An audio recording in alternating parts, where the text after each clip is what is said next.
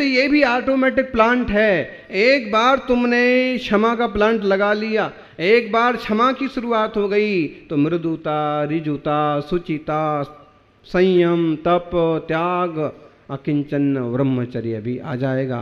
और पूर्णता पर फिर क्षमा वाणी। क्षमा वाणी का मतलब क्या? संवत्सरी का मतलब क्या है? अपने समाज के एक वर्ग में मिच्छामी दुक्कड़म बोलते हैं। शुद्ध शब्द तो ये है मिच्छा में दुक्कड़म, मेरे दोष मिथ्या हो, मेरी गलतियां माफ हो। इंग्लिश में बोलते हैं सॉरी, हिंदी में बोलते हैं क्षमा करना, संस्कृत में बोलते हैं क्षमस्व। प्राकृत भाषा का जो सबसे पुराना सूत्र है खमामी, मुझे क्षमा करना, खमामी। खमामी सब जीवाणम सभ्य जीवा खमंतु में, मैं सब जीवों को क्षमा करता हूं, सब जीव मुझे क्षमा करें।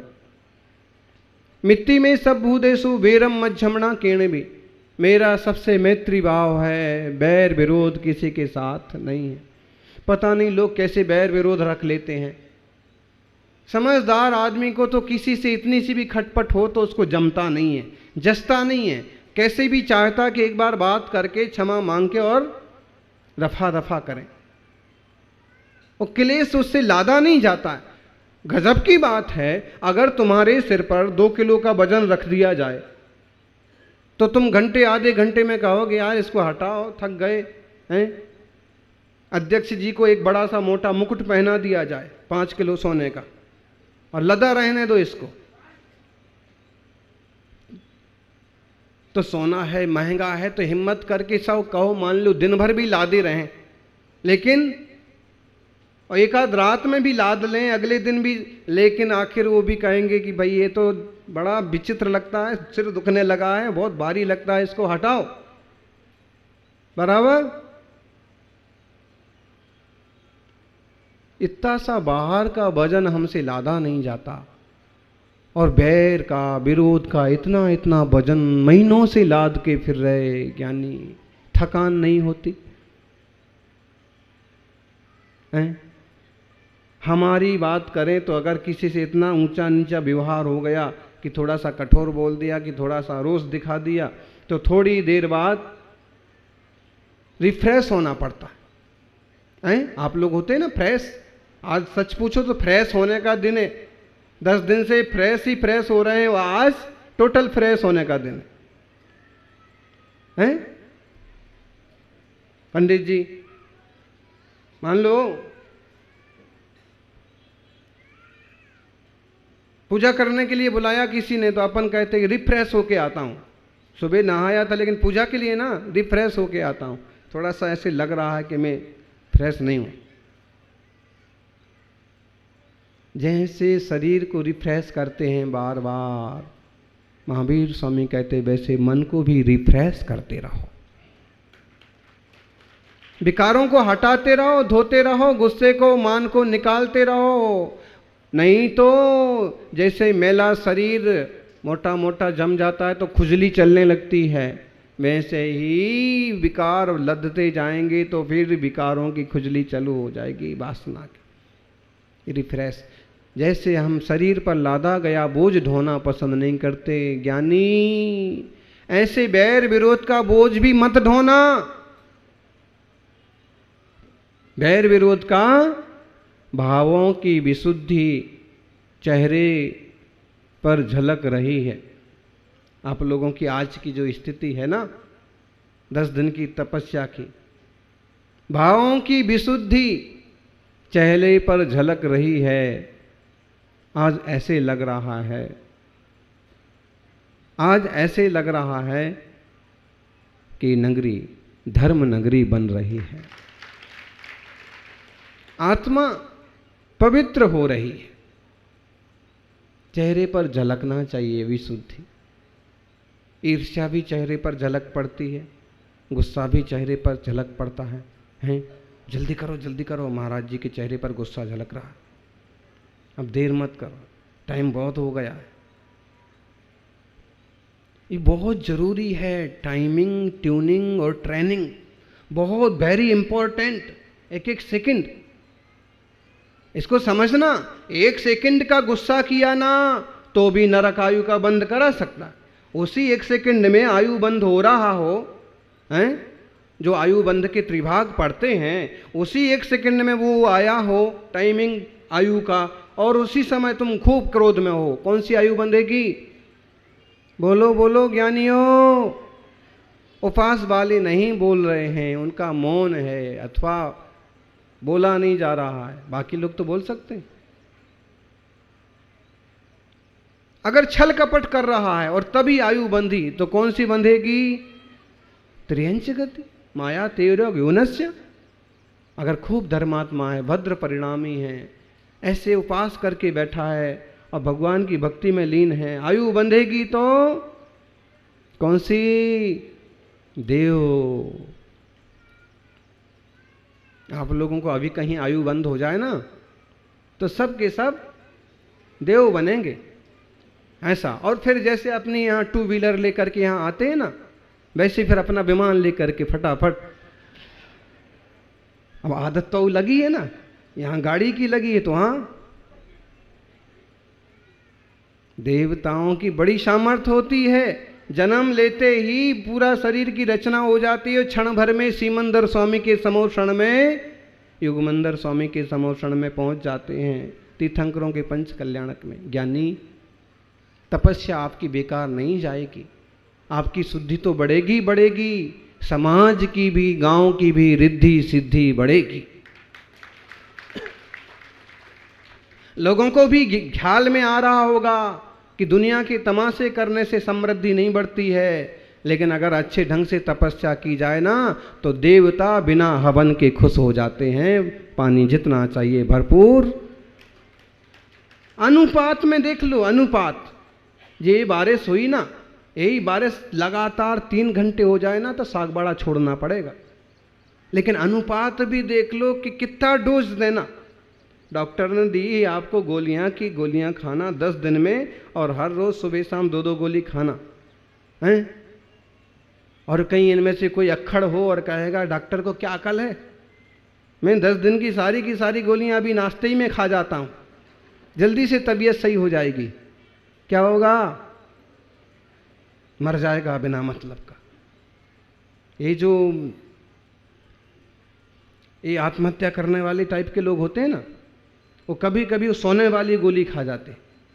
सोने वाली मतलब गोल्ड की नहीं, हाँ, सोने वाली मतलब नींद जिससे आए। अब उससे नींद आ रही थी, उनके दादा बाबा उसको लेकर के आराम से नींद, चैन की नींद सो रहे थे, और ये गुस्से में ये सारी खा गया, तो ये हमेशा की नींद सो गया। मतलब डोज का बहुत फर्क पड़ता है। पर्यूषण चल रहे हैं, सुबह आधा घंटा, दोपहर को 10 मिनट, शाम को 15 मिनट, आधा घंटा, एकदम व्यवस्थित। और अभी जो हुआ ना, अभी तो ऐसे लगा कि जो अपन पढ़ते ना, समोषण का श्री विहार होता है और मेघ देवता गंधोदक की मंद वृष्टि करते हैं। अभी एक बूंद नहीं है बाहर। और जब चालू नहीं हुआ था उसके पहले हो गया, चालू नहीं होने के आधे घंटे रेस्ट हो गया कि रास्ता क्लियर हो जाने दो, और फिर गंधोदक की मंद वृष्टि। ये प्रकृति ने साथ दिया क्योंकि आपने प्रकृति का साथ दिया, आपने तपस्या की। सज्जनों, तो अपनी ये जो निर्मलता है अपन इसको बढ़ाएं। तपस्वियों 10 दिन में निपट नहीं गए हैं, नहीं तो पूनों को पारणो, छोड़ो मंदिर को बारणो, ऐसा नहीं करने का। ये तो हमने अपने आप को धर्म से बहुत निकट से जोड़ा है, और किसी ना किसी रूप में जोड़े ही रखना अपने आप को। कोई नियम पालन हो ना हो, लेकिन एक नियम जरूर पालना कि विदेशी कंपनी की कोई भी खाने पीने की चीज यूज नहीं करेंगे।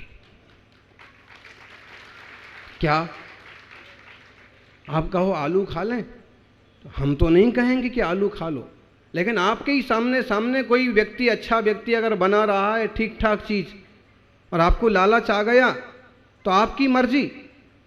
लेकिन इसके लिए तो हम पूरा बैन करना चाहते हैं कि जो हिंदुस्तान लीवर और कौन कौन सी कंपनी, मैगी और मैकडोनल्ड्स, इस टाइप की जो विदेशी कंपनियां हैं, इनकी खाने पीने की चीज़ यूज़ तो कम से कम भूल से भी कभी मत करना। इस टाइप की दुष्ट कंपनियां हैं, इस टाइप के लोग हैं कि इनको किसी चीज़ से परहेज नहीं होता है। इनको कुत्ते बिल्ली गधे भी मिल जाए ना तो उनका भी नॉन वेज, उनका भी मांस अपनी चीज़ों में मिला करके और बाजार में रख देते। ये जरूर करना। और दूसरी बात, रिश्ते आप खूब अच्छे से निभा पाएं ना निभा पाएं, लेकिन सबको दिल से क्षमा कर देना और दिल से क्षमा मांग लेना।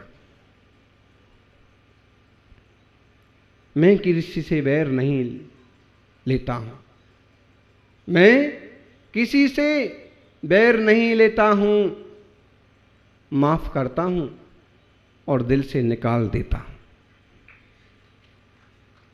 अगर आपको ज़्यादा उदारता ना हो तो ये भी एक सूत्र है कि मैं किसी से बैर नहीं बांधता हूं, उसकी खूब गलतियां हैं तो माफ भी कर देता हूं और दिल से भी निकाल देता। और उदारता है अगर तो फिर कि मैं लोगों से बदला नहीं लेता हूं, कितनी भी बड़ी गलती हो जाए मैं लोगों से बदला नहीं लेता हूं, अपनी सद्भावना से उनके दिल बदल देता हूं, अपनी सुभावना से उनके दिल बदल देता हूं। अपने अच्छे कार्यों से, अपने अच्छे विचारों से लोगों को बदला जा सकता है। एक छोटा सा प्रसंग सुना था कि जमाई को बहुत ज़रूरत पड़ी और ससुर से 10 लाख रुपए कर्ज ले लिया।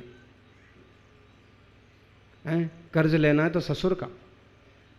गांधीनगर में गुजरात सरकार के एक मंत्री आए थे, तो पता नहीं किस मूड में 2-3 बातें बताई कि बोले अगर कर्ज लेना है तो ससुर का लेना, क्योंकि वापस ना भी दो तो क्या कर लेगा। कर्ज लेना है तो ससुर का लेना, नौकरी करना है तो सरकारी करना। और उसी से जोड़ के बोला कि अगर धर्म पालना है तो जैन धर्म पालना।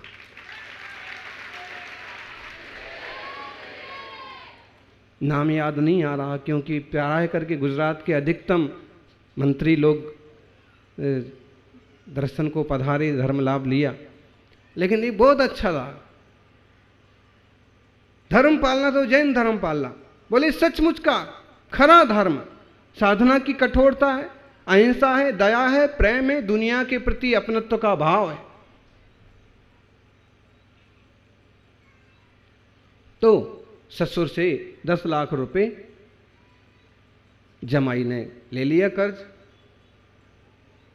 उसकी गाड़ी थोड़ी डगमग डगमग कर रही थी तो उसने टाला, तो ससुर जी को भी ऐसे लगा कि लगता है कि देने वाला नहीं है।